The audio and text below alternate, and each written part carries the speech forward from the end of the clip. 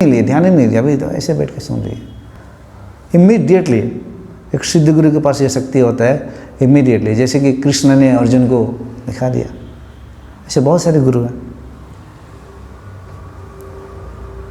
तो ठीक उसी प्रकार से तोतापुरी ने रामकृष्ण परमहंस को उन्होंने समझाया सब कुछ, ध्यान में जब लेके जा रहे हैं तो फिर से उनकी आंख बंद किया तो माँ काली आ गई। अब जब माँ काली आ गई तो फिर उन्होंने गाना हिलना डुलना स्टार्ट कर दिया। तोतापुरी घबरा गए, अरे ये तो क्या हो रहा है। उनको मैंने बोला कि माँ काली का जब फोटो आए तो उस फोटो को तुम्हें जला देना है, माँ काली का जो फोटो आए उसको फाड़ देना है, काट देना है, खत्म कर देना है, भस्म कर देना है। लेकिन ये आदमी तो फिर से आ गया काल्पनिक माँ काली, और उसमें वो मदमस्त हो गया, गाना स्टार्ट हो गया। फिर दूसरे दिन उन्होंने बैठाया और दूसरे दिन बैठाकर उन्होंने कहा फिर से आप ध्यान करना। गुरु के पास कुछ ना कुछ उपाय होता ही है। मशरीफा को शांत करने के लिए कुछ उपाय नहीं था, लास्ट में मुझे उसका आँखों में ध्यान करवा कर तब नेक्स्ट डे जाकर बोल रही कि मैं बच गया, वो आप ही बचाया मुझे फ़ोन करके, सिर्फ आँख से। कोई फार्मूला काम नहीं करा, कुछ तो है इसका। उसको अंदर में कुंडलिनी अज्ञानता के कारण से तरह से सब उथल पुथल हो गया था। कहीं ना कहीं गुरु के पास रास्ता हो ही जाता है सबके लिए। तब उन्होंने ध्यान में बैठवाया, और जब फिर काली आई तो उन्होंने एक शीशा का टुकड़ा लेकर यहाँ पे खरोच दिया सर पे। तो ध्यान तो काली पे था, जब यहाँ पे दर्द हुआ तो उस काली को छोड़ के दर्द यहाँ पे ध्यान आ गया। इस दर्द द्वार बन गया उस शून्य तक जाने के लिए। सत्य के द्वार खुल गया अचानक से, वो चले गए और जाकर समाधि में थॉटलेस, कोई विचार नहीं, शून्य में बैठ गए। 1 घंटा हो गया बैठे हैं, आके देख रहे हैं तोतापुरी अभी भी बैठे हैं। 2 घंटा बैठे हैं, आके देख रहे हैं अभी भी बैठे हैं। 6 घंटा तक कंटिन्यूअसली वो बैठे रह गए। ये कहानी है रामकृष्ण परमहंस की। तब उनको अद्वैत परमात्मा की प्राप्ति हुई। और रामकृष्ण परमहंस को लोग भगवान कहते हैं अभी भी। और स्वामी विवेकानंद बचपन से ये सब में भटकते थे, लोगों को पूछते थे कहाँ भगवान है तो क्या प्रूफ है, मैं देख सकता हूँ। करते करते लास्ट में स्वामी विवेकानंद रामकृष्ण परमहंस के पास पहुँच गए। तो उन्होंने बोला कि भगवान है, हाँ है, मैं देख सकता हूँ, मिल सकता हूँ, हाँ बिल्कुल। वो पहला व्यक्ति थे कि इतने कॉन्फिडेंस के साथ उन्होंने कहा, और स्वामी विवेकानंद उनके पास रुक गया और कई बहुत अच्छे ज्ञान दिया था। एक बार तो मुझे याद आ रहा है कि स्वामी विवेकानंद ने पूछ रहे थे कि जो शास्त्र किताब उताब पढ़कर हमें ईश्वर की प्राप्ति होगी या नहीं होगी। तो उन्होंने बोला कि ये रखा हुआ है, कुछ गीता होता है, कुछ शास्त्र, इसको लेकर आओ सामने मेरे पास में। और उसको लेकर बोला कि तुमने उसको पूरे ऐसे निचोड़ दो, मरोड़ दो, ऐसे ऐसे करके। उसने बोला इसमें से रस निकला? नहीं निकला। तो तुम्हें किताबों में यहाँ पे तुम्हें ईश्वर की प्राप्ति नहीं होगी, उसमें रस नहीं है, सहायक बन सकता है, समझ लेना है। ये सब सहायक है, योगा सहायक है, ज्ञान सहायक है, किसी मूर्ति पूजा सहायक है, मंत्र सहायक है, जप सहायक है, लेकिन ईश्वर की प्राप्ति के लिए तो अंदर जाना ही पड़ेगा। और उनको ये तब प्राप्ति होती है। बहुत सारी सन्यासियों की बात है, बहुत सारे लोगों की बात है। और सन्यासी बोलने से हमारे समाज में लोग ना डर जाते हैं। ये भी मैं आपको बता रहा हूँ, यहाँ पे लोग आने के बाद माना करने लगते हैं, वहाँ पे मत जाओ। तो सन्यासी का मतलब क्या है, पहले ये समझ लो। सन्यासी का मतलब है त्याग। अब जैसे त्याग का नाम आता है तो त्याग, फैमिली वाला बोलता है मुझे त्याग करेगी, मुझे छोड़ के चली जाएगी, घर त्याग कर देगी, बच्चों को त्याग कर देगी। सन्यास का मतलब तो त्याग होता है। और उन लोग भी गलत नहीं है। बहुत सारे लोग बीवी बच्चे को त्याग करके हिमालय पे जाके बैठे हैं, पर्वत पे, यहाँ वहाँ कपड़ा वपड़ा पहन लिए हैं जो। तो ये त्याग नहीं। त्याग अंदर से दुखों की त्याग, मन की त्याग, मन की चंचलता को त्याग, अपने संस्कार से त्याग, ये संन्यास कहलाता है। अंदर की बात है ये, बाहर की नहीं। किसको त्याग दे दिया? दुखों को त्याग दे दिया। जितने मन में चंचलता थी, थॉट्स, तूफान चल रहा था, त्याग दे दिया। अब आप लोगों से सुना संन्यास के बारे में, मैं भी सन्यासी बनूंगा, जाके हिमालय पे बैठ गया, क्या फर्क पड़ने वाला है? अभी भी मन से तो त्याग मिला ही नहीं, अभी भी मन में विचार, इच्छा घूम रहा है।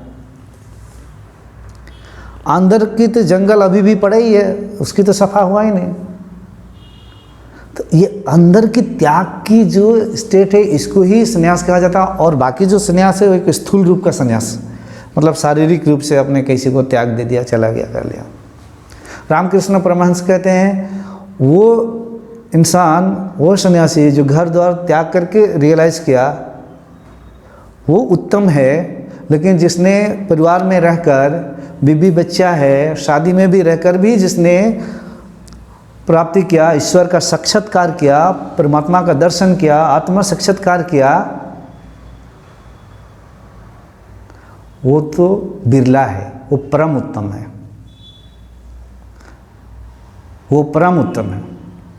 स्वामी विवेकानंद की बहुत उच्च अवस्था है, लेकिन बहुत गुरु बहुत उच्च अवस्था भी नहीं उनको देते हैं। उनके कई कारण हैं। पहली बात है, उनको आत्मा पूर्ण रूप से साक्षात्कार, ईश्वर की प्राप्ति उनकी मृत्यु से 1 साल पहले हुई थी। उसके पहले चक्र खुल गया था।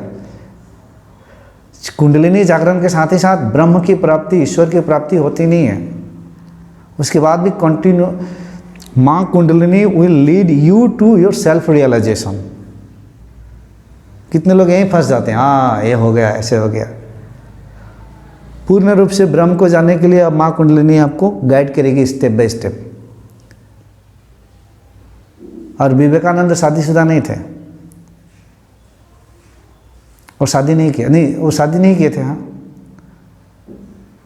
और जिसने शादी किया है, बीबी बच्चा है, उसको पूरा पता है ये क्या है, कैसे बीबी के साथ कैसे रहना है, परिवार के साथ कैसे रहना है, समाज में कैसे रहना है। जो समाज में रहकर, ये सब रहकर समाजों के साथ जो चलता है, उसको रामकृष्ण परमहंस ने कहा कि वो बिरला है, बिरला। वो मास्टर है, वो मास्टर का भी मास्टर है। और खुद रामकृष्ण परमहंस कहते हैं ये, क्योंकि सब कुछ छोड़ छाड़ दिया। अब तुम्हारा दायित्व तो बहुत ऐसे ही खत्म हो गया।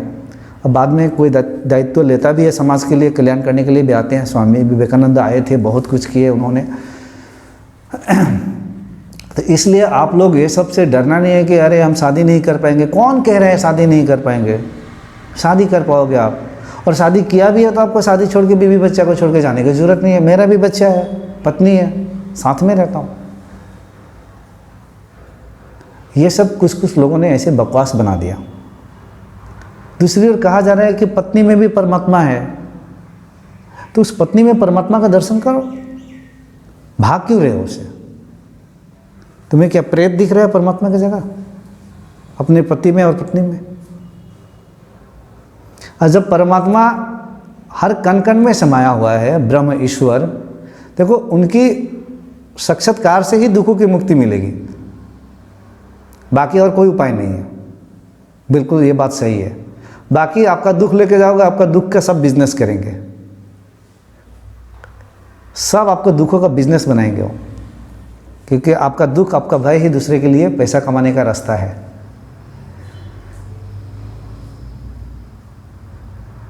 तो परमात्मा हर कण कण में समाया है, तो फिर हिमालय का पर्वत में भी जाने की क्या जरूरत है? मेरा तो सवाल यही है।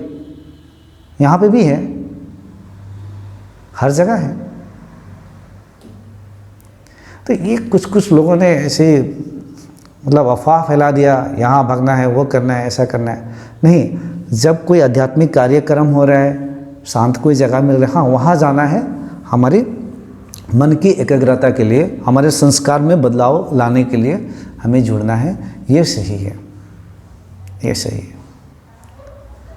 तो देखो, शिव ने जब उन्होंने विधि बताया तो उन्होंने कहा कि जब श्वास अंदर जा रहा है तो पहले छाती तक नहीं, नाभि के एक इंच नीचे तक जाता है श्वास। अब जब श्वास जा रहा है तो वही श्वास वापस नहीं आता है। हम कौन सी ऐसे साइंस में क्या कहते हैं, हम ऑक्सीजन लेते हैं और कार्बन डाइऑक्साइड छोड़ते हैं। तो जब ऑक्सीजन आपने लिया तो ऑक्सीजन को आप छोड़ोगे तभी तो कार्बन डाइऑक्साइड को फिर रिलीज करोगे आप। इट मीन्स आप एक खूंटा को पकड़े हो यहाँ पे, इस खूंटा को आप जब छोड़ोगे तभी तो दूसरी खूंटा पकड़ोगे आप। ठीक उसी प्रकार जब ये श्वास हमारे अंदर जा रहा है नाभि के नीचे तक, तो वहाँ से ये श्वास वापस नहीं आता है, एक दूसरी श्वास आ रहा है, तो इसको छोड़ना पड़ता है। छोड़कर जब दूसरा आता है, जब छोड़ रहे हैं तो वहीं पे एक छोटा सा केंद्र है, केंद्र परमात्मा की केंद्र है, नाभि में भी है, ऊपर भी है। उस केंद्र में ध्यान लग गया, चला गया। मन इतना चंचल होता है कि श्वास पे ही नहीं रहता, वो बाहर ही भागता है। उस केंद्र में चला गया तो अब महाशून्य में समा गया, तुरंत ही समा गया, और उसी क्षण आपकी कुंडलिनी शक्ति भी जागरण हो जाएगी। अलग कुछ करने की जरूरत ही नहीं है, अपने आप। बुद्ध कहते थे कुछ मत करो कुंडलिनी जागरण के लिए, सिर्फ ध्यान करो, अपने आप जागृत हो जाएगा। उस केंद्र में घुस गया तो अब ये जब श्वास बाहर की ओर जब हम छोड़ रहे हैं, तो जब छोड़ रहे हैं तो भी जब हम लेंगे तो एक छोड़ेंगे, जब लेंगे तो उसके बीच भी एक केंद्र है, उस केंद्र पे ध्यान करो कहते हैं। शिव कहते हैं कि उस केंद्र पे ध्यान करो, श्वास के साथ साथ जाओ, उस केंद्र में समा जाओ, उस अंतराल में समा जाओ, उस स्पेस में समा जाओ, महाशून्य में समा जाओगे। सर्वश्रेष्ठ है वहाँ पे, एक क्षण में सब कुछ बदल जाएगा। अब दोबारा जो हो वो नहीं रहोगे। यही विधि है, और ये विधि को, इसी विधि से बुद्ध की कल्याण हुई, और बुद्धिस्ट लोग कहते हैं इसको बुद्ध की विधि, विपश्यना समझ लेना है आप। इसको कहते हैं कि ये विपश्यना है। विपश्यना का नाम बुद्ध ने थोड़ा सा मॉडिफाई कर दिया, कोई केंद्र वंद्र पे ध्यान देने की ज़रूरत नहीं है, बस उन्होंने झमेला में नहीं डाला लोगों को। सिंपल उस वक्त लोग थे, और उन लोगों के समय तक जैसे कि बुद्ध कृष्ण जब थे, उस वक्त यूनिवर्सिटी साइंस इतना डेवलप नहीं था। और जब पुराण लिखा गया, जब वेद व्यास ने सब शास्त्र की रचना किया, उस वक्त भी लोगों ने इतना डेवलप नहीं था। इसीलिए पुराण मतलब साधु कहानी के माध्यम से समझा कर उसके संस्कार में बदलाव लाते थे। और उसी पुराणों में बहुत लोग फंसे हुए कि कोई देवी देवता भी ऐसा आया था, हुआ था, अभी ढूंढते हैं, वो कहाँ मिलेंगे उसको। बहुत सारे लोग तो ऐसे ही फंस गए हैं। तो बात आप लोग समझ लेना है अच्छी तरीक़ा से कि ये जो श्वास की जो विधि है, ये बुद्ध की विधि से प्रचलित आज के डेट में पूरी के पूरे यूरोप में, पश्चिमी देश में पूरे प्रचलित है। बुद्ध की विधि विपश्यना कहते हैं इसे। और वो कहते हैं कि श्वास की आवागमन का बस देखो, उसके श्वास अंदर जा रही है, उसके साथ साथ जाना है, फिर आ रही है, उसके साथ साथ आना है। उसके आने जाने पर जस्ट साथ साथ जाओ, फिर साथ साथ आओ, एक दिन सब प्राप्ति हो जाएगी। मतलब आओगे जाओगे तो श्वास जो होगी वो पतली हो जाती है। जब आपकी श्वास इतनी पतली हो जाएगी कि ध्यान में मैं श्वास ही हूँ, इसको प्राणमय शरीर कहा गया है। एक्चुअली श्वास जो है प्राण है।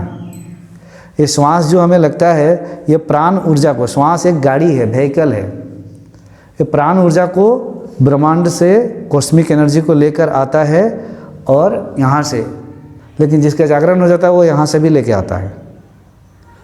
डायरेक्ट कॉस्मिक ऊर्जा की बारिश, the cloud of virtues any time उसका बरसते रहता है, ब्रह्मांड से शावर होते रहता है। तो जब यहाँ से श्वास लेंगे तो आनापाती सती योग भी कहा गया है इसे। बस इसे देखते रहो, मतलब साक्षी बन जाओ। किसकी साक्षी? अपने श्वास की साक्षी। बुद्ध बस उन्होंने यही बताया कि आने जाने को देखते रहो, एक दिन प्राप्ति हो जाएगी, क्योंकि बुद्ध ने ऐसे ही किया। और मैं आपको बता रहा हूँ अपनी अनुभव, ये श्वास जब देखोगे, जब गहरे ध्यान में जाओगे आप लोग, मैं ध्यान की स्थिति भी बताऊंगा आप लोगों को, ध्यान की कितनी स्थिति होती है, क्या होती है। एक सेशन में सब कुछ संभव नहीं है।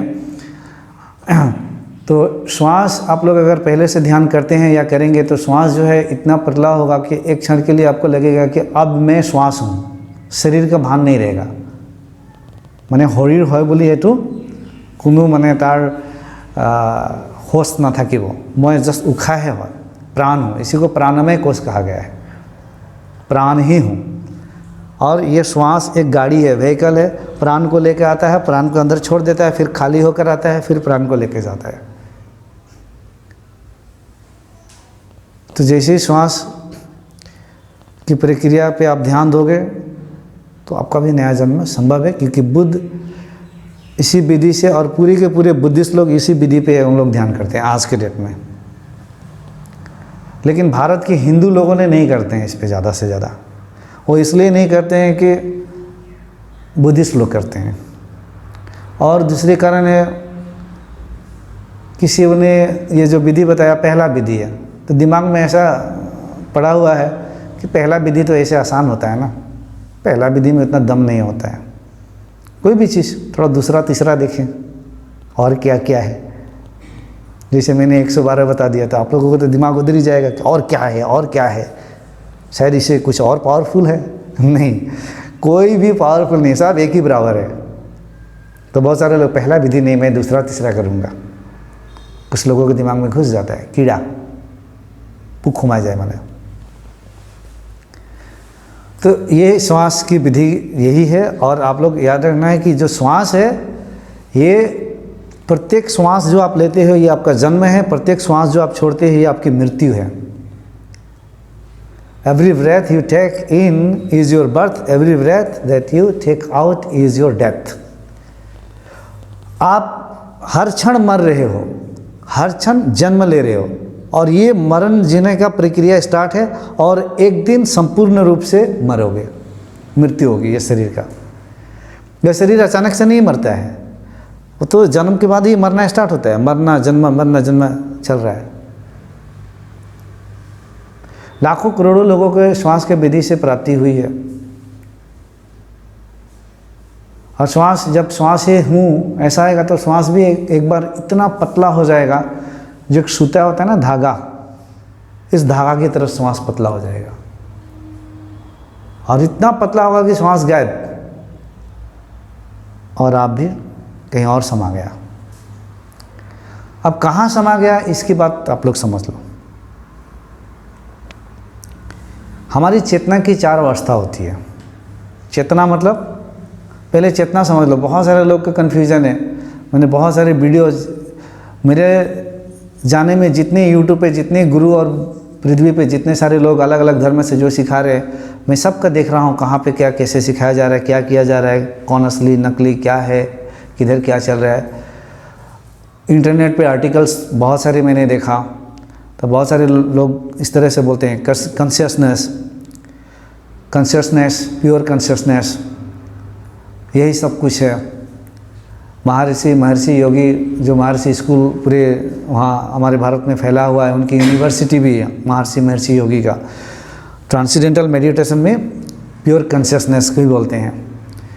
तो इस बात को आप लोग समझ लेना कि चेतना किसे कहा जाता है और आत्मा किसे कहा जाता है, और आत्मा ही परमात्मा है, इस बात को भी समझ लेना है। और आत्मा दो नहीं है, बस एक ही है। आप लोग बोलेंगे ये आदमी झूठ बोल रहा है सामने वाला, मेरी आत्मा, इसकी आत्मा नहीं, ये जीव आत्मा है। ऐसे समझाने के लिए लोग बोलते हैं तुम्हारी आत्मा उसकी आत्मा, लेकिन एक्चुअल में आत्मा बस एक ही है। वो आत्मा ही परमात्मा, वही परमेश्वर है, वही निराकार है, सर्वव्यापी है, सर्वशक्तिमान है, सर्वत्र है। वो आत्मा का बस एक बंधन हुआ है, उसके कर्मों के अनुसार, संस्कार के अनुसार वो बंधन में पड़ा हुआ है। तो उसे शरीर में जब तक, उसको जीव आत्मा कहा जाता है। उस बंधन से जब निकल जाता है तो वो खुद अपना स्वरूप में आ जाता है, अपनी स्वरूपा स्थिति में स्थगित हो जाता है वो। और आत्मा ही आनंद है। आत्मा साक्षात्कार से ही आनंद की प्राप्ति होगी, और आत्मा ही परमात्मा है, और एक ही है। इसीलिए जिसकी रियलाइजेशन हो जाता है वो अपने को ही दूसरे में देखता है। नहीं तो इतना आसान नहीं है कि निस्वार्थ प्रेम सबसे करना। अब अपने आप से कोई कैसे घृणा करेगा जब उसके सत्य की उजागर होता है अंदर, तो अलग नहीं है। तो आत्मा और चेतना की बात समझ लो। आत्मा और चेतना दो चीज़ों को समझना जरूरी है। और इसके लिए मैं आपको एग्जाम्पल बता रहा हूँ। जैसे कि सूर्य से जो रोशनी आ रही है, ये रोशनी चेतना है। अब ये जो सूर्य की जो रोशनी है, जो किरण है, ये सूर्य नहीं है, किरण सूर्य नहीं है। लेकिन ये जो चेतना है सूर्य से निकल के आ रहा है, मतलब सूर्य में जाके ही जुड़ा हुआ है। आपका शरीर जो है इसको कहा जाता है स्थूल चेतना, फिर मानसिक चेतना, मन भी चेतना ही है, फिर मन से ऊपर बुद्धि है, फिर बुद्धि से ऊपर और कुछ है। आप लोगों को मान लो किसी को भी जीव कब फंस जाता है, क्योंकि वो बुद्धि से ईश्वर की प्राप्ति करना चाहता है, और मन बुद्धि से आप कभी भी नहीं कर सकते हो। शरीर मन बुद्धि से हो ही नहीं सकता है, क्योंकि बुद्धि, मन बुद्धि इंद्रिय से ऊपर है वो। तो आपको भी कोई ऐसा साधन चाहिए जिस साधन से मन बुद्धि इंद्रियों से ऊपर कैसे जा सकते हो। आप एक क्षण के लिए ऊपर गया तो आप खुद की स्वरूप में आ जाओगे। अब गई आपकी सारे दुख खत्म, प्रेम की गंगा बह गई अब। और उस गंगा में जो भी आएंगे नहाएंगे उनकी भी आध्यात्मिक उन्नति होना अनिवार्य है। तो सूर्य की जो चेतना, सूर्य से जो रोशनी आ रही है वो चेतना है, और सूर्य जो वो सूर्य है। ठीक उसी तरह से आत्मा चैतन्य है, और चेतना से, चैतन्य से जो भी प्रकाश निकल के आ रही है वो चेतना है, वो चेतना है। तो चैतन्य से चेतना आती है, सूर्य से रोशनी आती है। लेकिन रोशनी सूर्य से जुड़ी हुई है, इसी तरह से चेतना भी चैतन्य से जुड़ी हुई है।